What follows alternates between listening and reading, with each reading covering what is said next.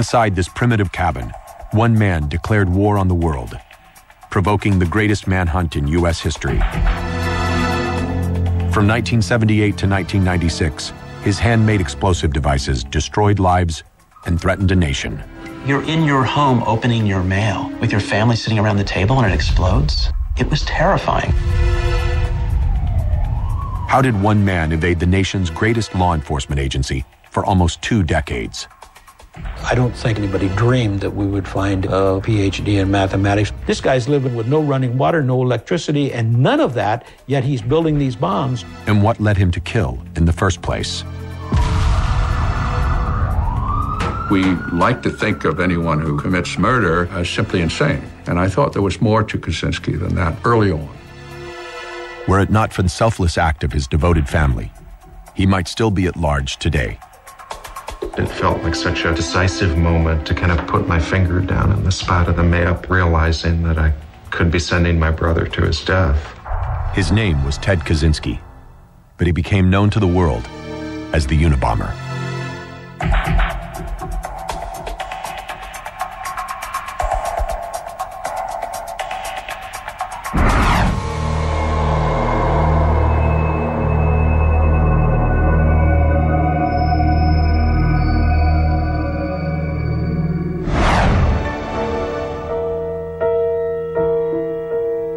Spring 1996.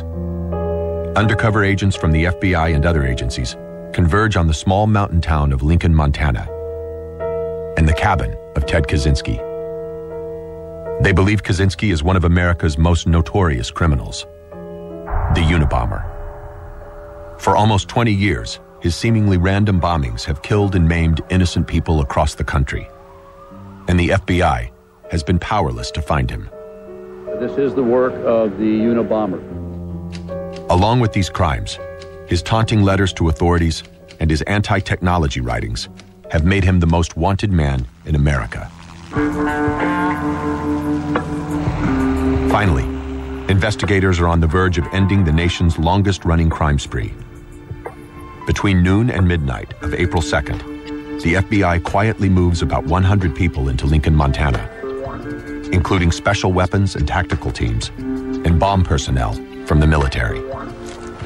The agents take their positions. They must get Kaczynski out of his cabin without raising his suspicions. Still fresh in their minds is the failed violent standoff between the FBI and the Branch Davidians in Waco, Texas. And agents believe Kaczynski probably has weapons and explosives in his cabin. Max Knoll, the Unabomb Task Force supervisor, recruits Jerry Burns, a local ranger, to help lure Kaczynski outside. Jerry Burns began to hail him, saying, "Mr. Kaczynski, if you're in the cabin, this is Jerry Burns, United States Forest Service, need to talk to you." Mr. Kaczynski? And he continued to hail him as we approached the cabin.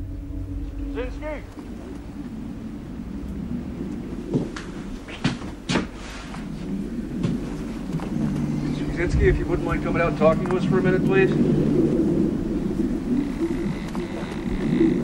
I have a question for you about your property line. It's fine, no problem. It's all covered with a snowdrift right now, and we want to make sure... Burns politely requests that he step outside. Kaczynski turns to get his coat.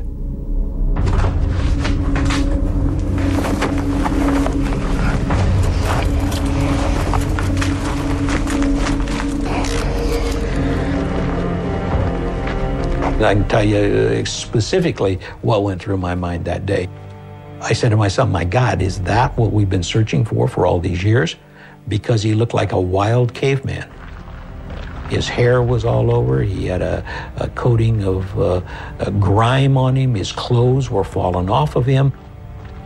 I could not believe that this was the person who successfully eluded all of the investigative agencies for 17 years. This is the final chapter of the greatest manhunt in FBI history.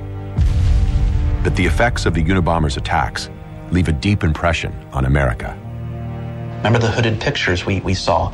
We were terrified. I mean, I remember the day that the United States airline system was shut down because of the threat of a bomb. This is long before 9/11. People were afraid to open their mail.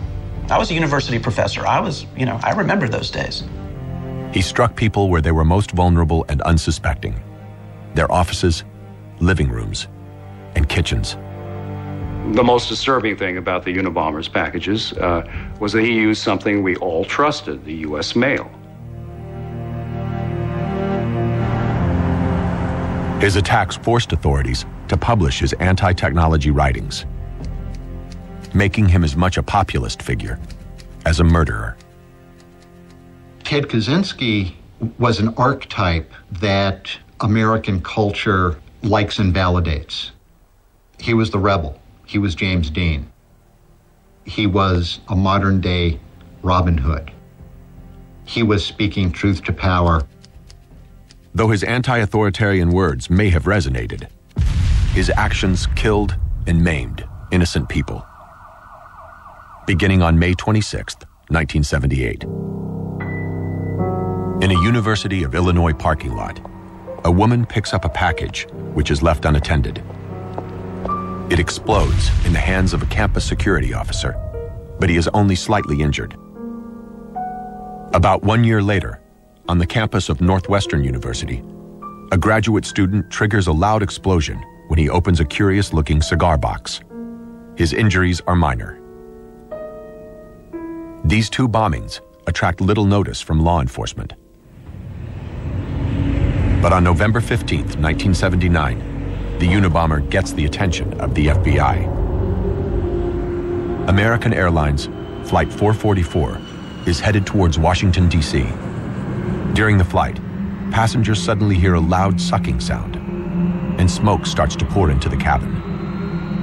When it detonated, it didn't blow, it burned instead. And the smoke seeped through the cargo hold up into the passenger compartment, and the plane had to make an emergency landing. The bomb fails to explode due to a faulty seal, igniting the mail in the cargo hold instead. But John Conway, an early expert on the case, knows the bomber intended maximum destruction. Had the plane continued on its flight, it would have blown up, and there's every good reason to feel that no one would have survived this. The FBI tracks the package back to Chicago. Agents realize that the bomber is using the same signature ingredients: wooden boxes, lamp cords, batteries, and wooden dowels. As forensic scientists pore over the first three bombs, it is clear that they're dealing with a serial criminal, and an unusual one. They were made from parts that most folks would find in their garage. Batteries, elastic bands, match heads. These are the beginning, very, very rudimentary. The bomb components are also scraped of identifying marks, or made by hand to eliminate every possibility of detection. The components of the fourth bomb are even more mysterious.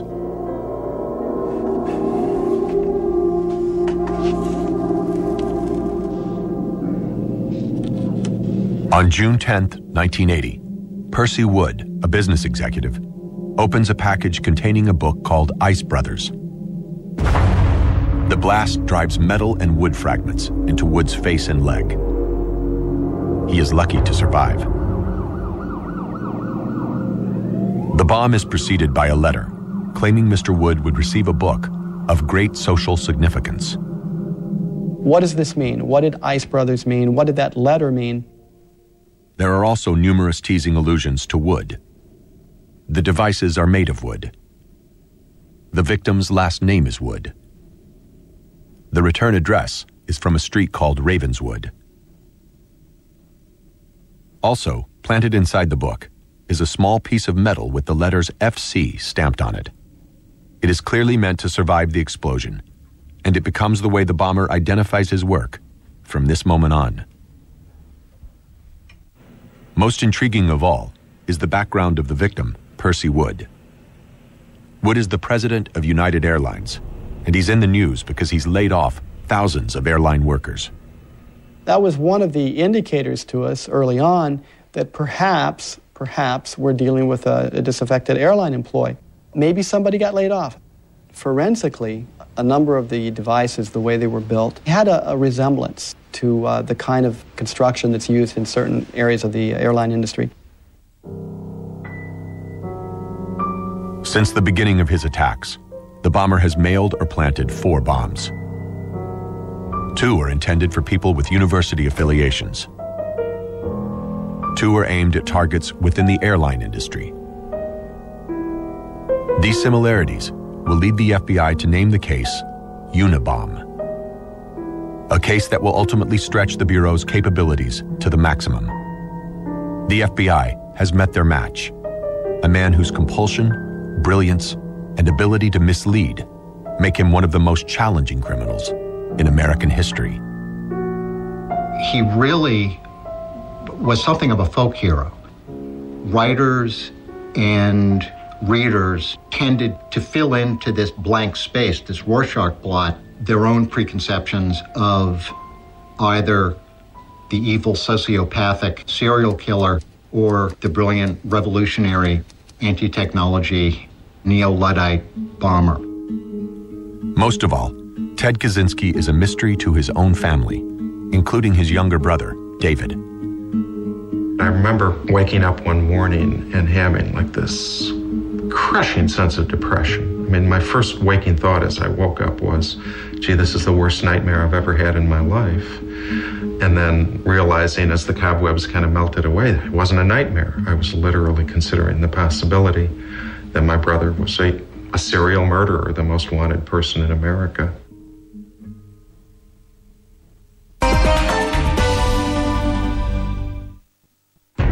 From the beginning, it is clear that the Unabomber is a master criminal.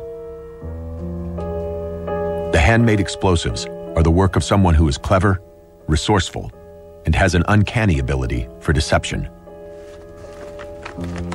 He knew that postal workers' fingerprints would likely be on the stamps, and we would be able to trace that back to the post office that he got them at, so he would treat the stamps so that we couldn't find latent fingerprints. Even after 4 bombings, the FBI has no hard evidence to act on. In fact, most of the clues were deliberately planted to mislead. The Unabomber is toying with investigators. Following the attack on Percy Wood, with nothing to go on, the FBI turns to its behavioral scientists to create a criminal profile. The profile describes the suspect as a male, approximately 18 to 22 years of age. A college student, with some education in physics or engineering, most likely upper middle class. But in almost every respect, this first profile is wrong. By the attack on Percy Wood, Kaczynski is almost 40 and broke. He is also smarter than anyone in the investigation can imagine.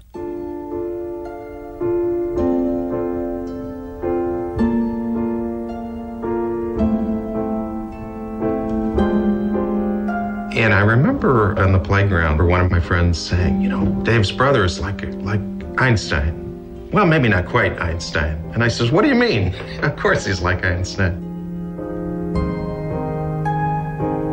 The son of Polish immigrants who live in Chicago, Ted Kaczynski is an academic prodigy.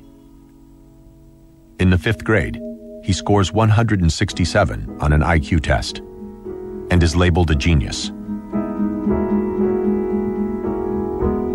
He skips 2 grades, and at 15 years old, he is accepted into Harvard University, an achievement that resounds in his working-class neighborhood.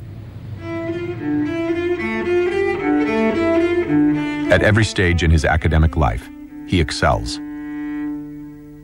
After Harvard, he gets his PhD in mathematics at the University of Michigan, where he solves a complex theorem that has stumped his professors for years. His thesis wins an award, and 6 of his papers are published. He is considered a rising academic star and offered a tenure-track teaching position at UC Berkeley. But Ted does not fit into 1960s Berkeley culture. His stay there is brief. His particular ambitions cannot be satisfied by a life in academia. Kaczynski has other plans. He only stayed at Berkeley long enough to make enough money to go out into the woods to start his anti-technology campaign. He already was committed to do that. In 1971, Ted moves to just outside Lincoln, Montana, where he builds a small wooden cabin. He got a little bit distracted by the euphoria of being in the woods at first. But then the motorcycles started coming through the woods and the planes were flying overhead and technological society was intruding on him. And he himself wrote that he needed to get this message to people. And in order to do that, he had to kill people. Over the years, he becomes the nation's most elusive serial murderer, avoiding detection by launching each attack in the same modest way. He would just ride his bicycle from his cabin into the town of Lincoln, Montana.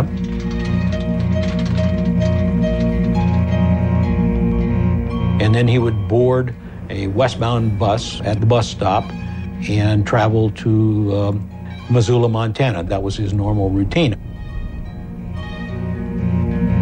He would stay overnight then at Missoula in a motel.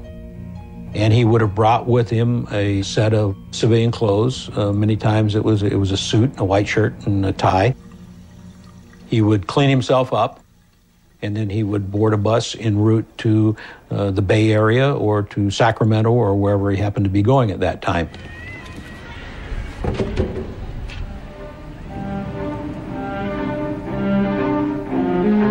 Between 1981 and 1985, bombs 5, 6, 7, and 8 take aim at universities. The bombs are intended to kill, but only succeed in maiming his victims. Bomb number 9 is sent to a Boeing aircraft manufacturing facility in Washington State. A vigilant employee calls the police. It takes 6 hours for explosives experts to dismantle and detonate it safely. This one is big enough to kill anyone within 20 feet. Forensic analysts notice a disturbing trend. I realized that he was getting far more sophisticated as the years went on. He was moving from using match heads and smokeless powder to aluminum powder and sodium nitrate. I realized that we had a situation that was going to escalate. In December of 1985, the Unabomber succeeds in killing a man. Hugh Scruton, a computer store owner, is murdered by a powerful bomb that is made to look like a road hazard. It was very apparent to us through his construction techniques that he was trying to achieve fragmentation and killing. And later, when we examined his writings, he wrote in his journal, "Success at last. I finally achieved a humane way to kill someone." Well, believe me, Mr. Scruton did not die a humane death. He died a brutal, agonizing death on that parking lot. And for Kaczynski to characterize it as that really made you mad. With a death on their hands and no viable leads, authorities need help. They invite the American public's participation by creating a 24-hour hotline and offering a reward. The FBI releases 2 more behavioral assessments of the Unabomber, but they miss their mark. The Unabomber case breaks all the rules. I remember one profiler for the FBI said that the Unabomber lives in Chicago. He's probably in his 20s. He lives with his mother. And he has a white-collar job, and he takes very good care of his car. He's very precise and clean. Well, he was off. The Unabomber's attacks, now spanning almost 10 years and costing the FBI millions of dollars and untold man-hours, are the work of a man who is living on less than $1,000 a year. To the FBI, the Unabomber is virtually invisible. But in 1987, when he plants his 12th bomb in Salt Lake City, the FBI gets their first good lead. The Unabomber is seen by a witness. Tammy Fleury looks out her window and sees the Unabomber less than 3 feet away, placing a bomb that almost kills her boss. She gives investigators the one and only description in the history of the case. 3 days later, a local police artist draws a composite sketch of the suspect. For the first time, investigators feel optimistic. The United States Post Office offers a $50,000 reward, and calls start pouring in. But none pan out. Meanwhile, his behavior continues to confound investigators. Unlike other serial killers, the Unabomber has never communicated with authorities. Then, in 1988, he does something even more surprising. He disappears. For 6 years, he sends no bombs. For many, the Unabomber case is over. In most of the serial killer cases, usually they burn out in their youth. And in other cases, they become victims of suicide. It has a very short lifespan, being a serial killer. Most agents think he's accidentally killed himself, died of natural causes, or had a change of heart. The case languishes. I was pulled off Unabomber on a regular basis because they didn't feel as though it had prosecutive merit right now. And I was helping with other cases that fellows on the squad had that demanded manpower right now. But John Conway is reluctant to abandon the case completely. There were a few agents who said, oh, the Unabomber's dead. But John never bought that and said, no, I'm not closing the case. The guy's still out there, he's coming back. Conway is right. And during the Unabomber's 6-year hiatus, the number of agents on the case dwindles, while he fine-tunes his technique.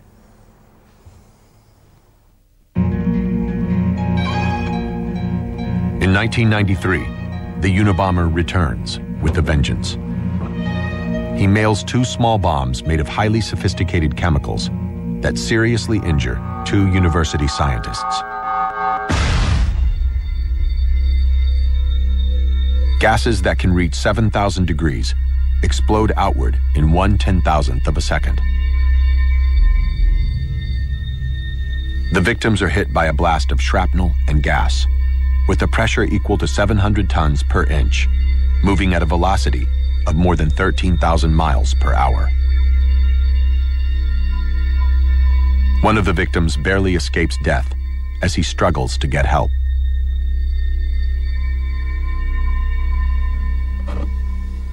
His next 2 bombings cause even more devastation. 2 weeks before Christmas, in 1994, New Jersey executive Thomas Mosier opens a package he mistakes for golf equipment. He is killed instantly.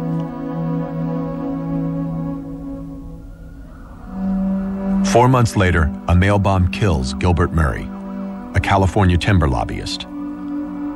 His office is obliterated.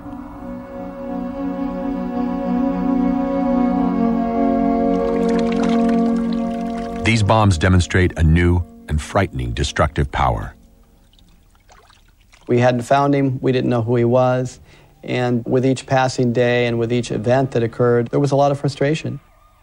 And I think that anybody would have to conclude that the Unabomber had the upper hand during that time. Attorney General Janet Reno makes Unabomber a top priority and forms the Unabomber Task Force, combining the efforts of 3 federal law enforcement agencies. But few agents want to get involved. I think the general consensus was that it was not a solvable case. And I got a call from the ASAC, and he said, hey, Terry, how would you like to become, the head of the Unabomber squad? And I said, well, that's a great offer, thank you, but that's okay, I'll stay here. And he said, well, that's not a choice. It's kind of, I'd like you to go up there this afternoon. And so that's how I started my career on Unabomber. In October 1994, Turchi takes over the day-to-day management of the task force, perhaps the least desirable job in American law enforcement. Then in June 1995, the Unabomber returns with a new identity. He mails the New York Times and the Washington Post a 56-page essay called Industrial Society and Its Future. It comes to be known as the Unabomber Manifesto.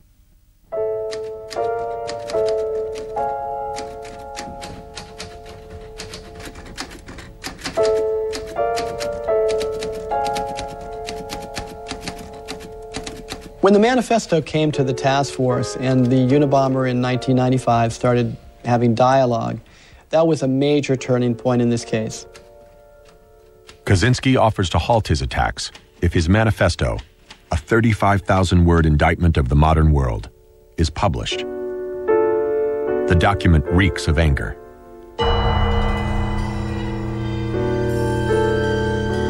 It reads, "The human race with technology is just like an alcoholic with a barrel of wine. It would be better to dump the whole stinking system." He sees psychological manipulation everywhere. He writes, "The system will be forced to use every practical means of controlling human behavior." He predicts an environmental catastrophe and warns, "We all have to die sometime, and it may be better to die fighting for a cause than to live a long but purposeless life." Many find the manifesto simplistic and dull, but its anti-technology ideas also appeal to large numbers of people. The manifesto is widely read and distributed over the internet, and members of the mainstream press call attention to it. With the manifesto, the Unabomber assumes cult-like status. The vein that Kaczynski touched is this vein. It's the feeling among millions of people that somehow something's going wrong with our civilization. The manifesto also serves notice to the FBI that the Unabomber is no mere serial killer, but a dangerous political activist. The task force has until October 1st to publish the document, or the Unabomber will resume his killing. Frustrated by too many conflicting profiles and a mountain of useless data, Turchi turns to Kathy Puckett from the counterintelligence side of the Bureau to dig deeper into the manifesto. With years of experience in psychology and counterespionage, Kathy finds a goldmine in the Unabomber's writings. Now we were looking at something that had actually come from him. It was like just opening a door into his mind, because he's so narcissistic and he's so convinced of his superiority and his superior intellect. Puckett reads the manifesto as a kind of unguarded autobiography. Hidden in Kaczynski's ideology is something far more revealing. The most common theme was children when they're mistreated or when something happens to them in society. And I thought, this is him he's writing about. Like he had some unhappy experiences here. The grievances that he has have been projected, in a psychological sense, onto the technological society, but they're very personal. Kathy Puckett and Terry Turchi believe releasing the document to the public might reveal the author's identity to someone who knows him personally. But doing so carries risks.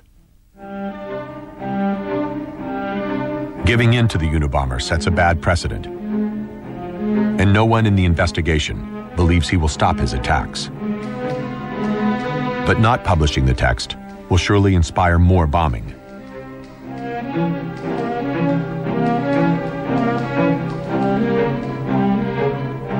The debate to publish or not to publish is a watershed moment in the long history of the Unabomber case. Turchi and his colleagues must decide what to do and then report to Jim Freeman, the Bureau's Washington executive overseeing the task force.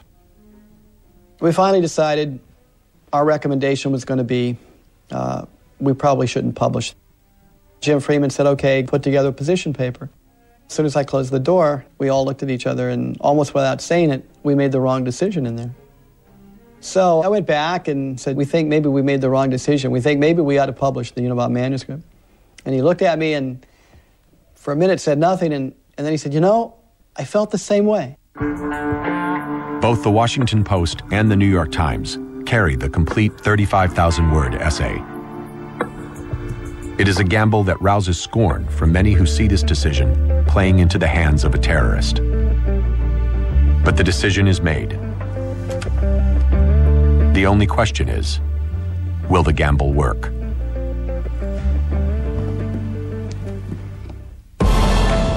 September 1995. Readers around the world devour the Unabomber's manifesto.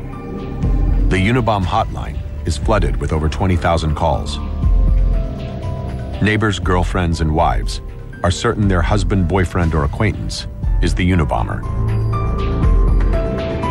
They also want to claim the $1 million reward.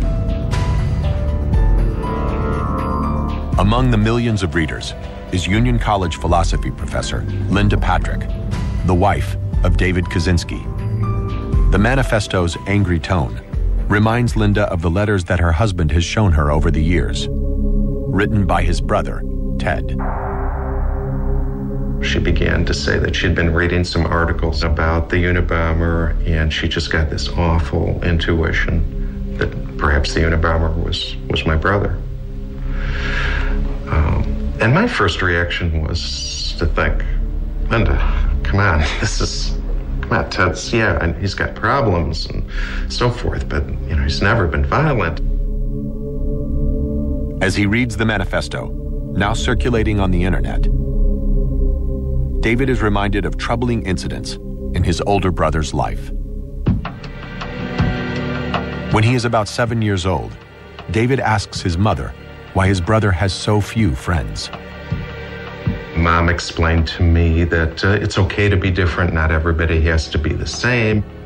But I wasn't quite satisfied, and I think Mom realized that, and she actually kind of sat me down on a couch and said that she thought I should hear a story about something that had happened to my brother when he was a baby. When Ted is only 9 months old, he contracts severe hives and is quarantined for the duration of the outbreak, almost 10 days. Mom told me that Ted had been very traumatized by that. She said that when he came back out of the hospital, he didn't smile anymore, he didn't laugh, he didn't even make eye contact. This story haunts David for years. Often, he and his mother wonder if Ted's infant trauma is the catalyst for a life of isolation. Whether their fear is true or not, through much of school and college, Ted is extremely reclusive. Not only is he 2 years younger, Ted is also less affluent than most of his college peers. Harvard, especially in the 1950s, was a very snobby place. If you tied your tie wrong, if the calves showed above your socks, people wouldn't speak to you. It was that way. And here was a guy who barely turned 16 when he entered Harvard. He arrived with 2 shirts and 2 trousers to his name. And he was put in the house that was famous for being the snobbiest. But one traumatic Harvard experience stands out above all others. During his sophomore year, when he is only 17, Ted joins a behavioral research program led by a prestigious psychology professor, Henry Murray. While working for a forerunner of the CIA during World War II, Murray developed a system of training spies to withstand intense interrogation. He continues this research years later at Harvard, where a young Ted Kaczynski is one of his subjects. As part of a battery of tests, Murray's team asks Ted and 21 others to write an essay describing their philosophy of life. He is then told he will debate his beliefs with another student. But he is being set up. When they arrived at this house, it turned out they would not be debating another student, but debating a law school student who had been coached and primed to tear into these guys and to humiliate them and to anger them and to ridicule their ideas. Murray's team has specifically selected subjects who are emotionally unstable to maximize the effects of the stress.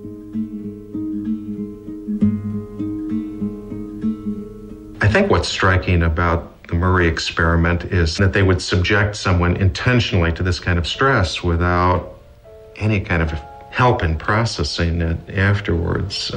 Seems unconscionable. The experience proves to be a formative one for Ted Kaczynski. It kindles in him a deep-seated hatred of psychologists. In fact, later on, a famous behavioral psychologist named James McConnell is one of his targets. After Harvard, Ted goes on to write a 23-page essay attacking technology and government-funded scientific research like Murray's, which becomes a precursor to his manifesto. He tries to enlist other scholars in his cause, but they are uninterested. Slighted, the silent and shy Kaczynski begins to hate those in academia who don't share his ideas. Years later, as the Unabomber, he gets the audience he wants when he forces the manifesto's publication under the threat of continued violence. Linda Patrick pores over the manifesto and eventually convinces her husband to read the complete document, which is on the internet. David is certain that the comparison will prove her suspicions about his brother wrong. So for the next 3 weeks or so, Linda and I would religiously read that manifesto, pore over the letters. We'd sit together on a couch in our living room. Linda would be reading the manifesto. I would have Ted's letters. We'd be comparing and contrasting. And even then, it was like a roller coaster. I mean, some days I'd think, am I crazy? What am I doing? My brother, the Unabomber, come on. But two phrases in the manifesto jump out at David. Cool-headed logician, and you can't eat your cake and have it too. Phrases his brother often used. David and Linda hire a detective and a lawyer who submit Ted's writings to the analysis of a literary forensic expert. He says there is a strong likelihood that Ted and the Unabomber are the same person. If we did nothing, and Ted was the Unabomber, some innocent person might pick up a package and be killed. It's unthinkable. On the other hand, if we turn Ted in and he is the Unabomber, you know, maybe he's going to shoot it out with the police. Maybe he'll be sentenced to death and executed. You know, then I'd have Ted's blood on my hands. David and Linda act. Their private detective contacts the FBI with their evidence and their growing suspicion. Ted Kaczynski enters the Unabomber Task Force Case Management System as suspect number 2416. He becomes just one of thousands of possible suspects the FBI is actively pursuing. But even at the highest level of the FBI, there is doubt that Ted Kaczynski can possibly be the Unabomber. The fact that Ted Kaczynski wrote things that were linguistically analyzed and containing similar ideas to the manifesto, those are all circumstantial things. Experts are incredulous because they are certain the bomb maker must have access to a professional foundry in order to fashion his aluminum components. Kaczynski has no electricity or running water. We had 2,416 other suspects, many of whom were very, very, very good suspects. And now all of a sudden we're faced with a guy who had no method of transportation. He had no electricity in the cabin. He had no heat in the cabin other than a potbelly stove. He certainly didn't have a kiln. It boggled the imagination. Real hard evidence still eludes the task force. But when David Kaczynski shows agents the 23-page anti-technology essay that Ted tried to publish in the 70s, the similarities are too hard to ignore. Jim asked me to stay around after everybody else left, and he said, "What do you think? Do you think we ought to focus the entire Unabomber task force on one person?" And we looked at each other and we said, "Why not?" The FBI acts quickly before another bombing occurs. David Kaczynski is shown a map of Montana and asked to point out the exact location of Ted's 10 by 12-foot plywood cabin. The die was cast. We were resolved to do what had to be done. There was no turning back if we wanted to, and yet it felt like such a decisive moment to kind of put my finger down on the spot of the map, realizing that I could be sending my brother to his death. Mr. Kaczynski?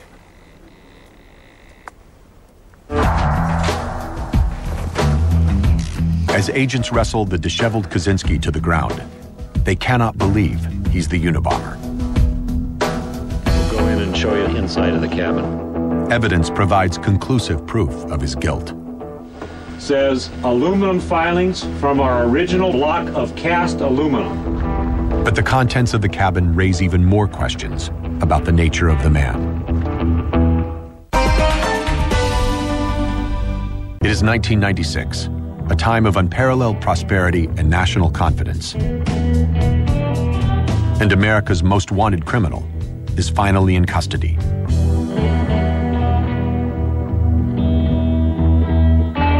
Ted Kaczynski exchanges the seclusion of his mountain cabin for the harsh glare of an increasingly hostile press and public.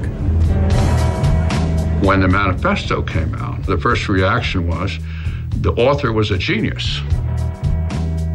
Kaczynski was arrested, and the press then suddenly decided that this person wasn't a genius, he was crazy. The strange story of Ted Kaczynski continues to captivate the public. But the final judgment will be left to the court. Both the defense and prosecution draw inspiration from the evidence inside the cabin, which FBI agents videotaped shortly after his capture. As you can see, it's about 10 feet by 12 feet. It's a single-story cabin. There is a loft. For the prosecution, the cabin offers clear proof of Kaczynski's premeditation and leads them to seek the death penalty. He was a very formidable opponent. The only people that I can compare him to are what we're seeing today with the jihadists in the dedication to commit these violent acts. Back here in this corner seems to be his chemical store, but it's on this shelf that has the potassium chlorate bottles. Continuing to the right side of the cabin, it's one of these binders that has the schematics with the Spanish notations in them.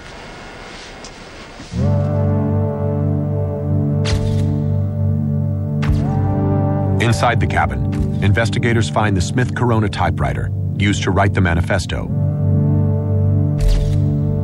journals detailing every crime, and a completed bomb ready to be mailed. The defense team, confronted with a mountain of incriminating evidence, realizes the only way to save Kaczynski's life is by pleading insanity. They see the cabin's grim interior as a mirror of Ted Kaczynski's mental disorder. This is the subject's bed or cot. It's got an olive drab blanket on top. As the trial approaches, the defense brings the dingy Unabomber cabin to Sacramento, the site of the trial, to make the point that anyone who chose to live this way must be crazy. In this cabin, Kaczynski endured years of privation to bring attention to his anti-technology ideas.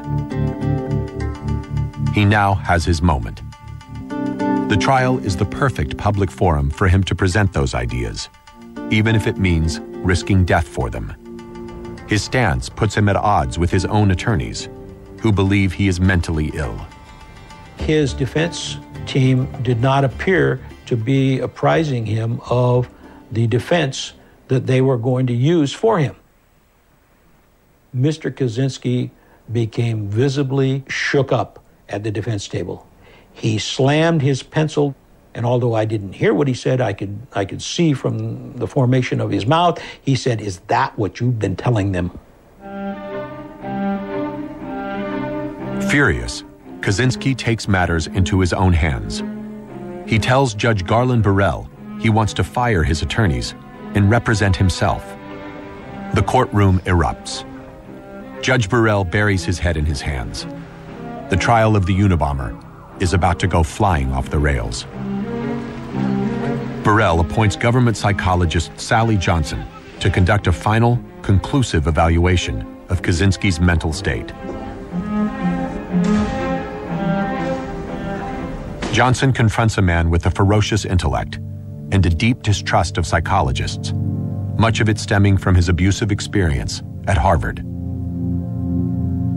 She interviews Kaczynski for 22 hours over the course of a week. He faces questions about his family, his upbringing, and his crimes. He is also subjected to a battery of psychological tests.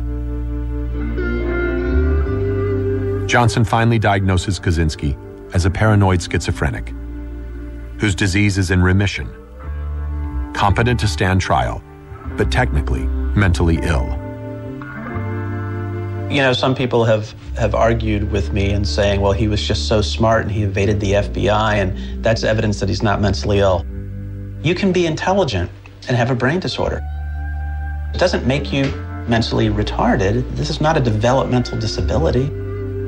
His brain was tricking him into believing he was somebody vitally important to the course of history. Armed with Johnson's report, Judge Burrell is ready to make his ruling. Kaczynski, the genius Harvard graduate who does not believe he is ill, cannot bear the thought of a public discussion of his sanity. He accepts the prosecution's offer of life in prison. There will be no trial. But the question of Kaczynski's sanity still provokes debate. The hallmark of paranoid schizophrenia as a medical diagnosis is, what are his delusions? That the Industrial Revolution was the great king hell of mixed blessings? Well, a fair number of my colleagues would disagree quite vehemently that that's a delusion.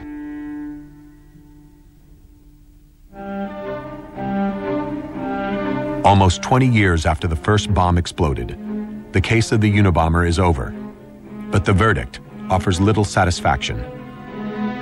Because there was no trial, we still don't know from Ted Kaczynski's own testimony under oath why he did what he did. For American people, it was a calamity because it meant none of the evidence was come out, and Kaczynski would remain a kind of black box. For the FBI, the Unabomber case creates a whole new category of criminal, modeled after Kaczynski, called the lone wolf. The invisible, angry loner, whose inability to connect with other people leads to a dangerous ideological obsession. It isn't their dream when they're 6 to be, the Unabomber. They grow into the characters they are because they are limited by their inability to socially relate to other people and connect effectively. Before he is sentenced, Kaczynski hears from the victims' families about the pain and sorrow he has caused. He shows no remorse. As he is about to be led from the courtroom, David tries one last time to make contact with his older brother. I'm sitting as close to my brother as I am to you, looking at the back of his head. All those memories pouring in. Times we'd spent together, the bond we had. Somehow, this was the end of it. Ted exits the courtroom without saying a word to either David or his mother. He is taken to the Supermax prison in Florence, Colorado. Kaczynski got what he deserved. In fact, he preferred to die for his ideas. It was a better punishment, and a more severe one, that he did not die, but he's in a prison where he can't even see the horizon outside his window. It is there, held in solitary confinement, that Ted Kaczynski lives out the remaining days of his life, while modern technological society marches on.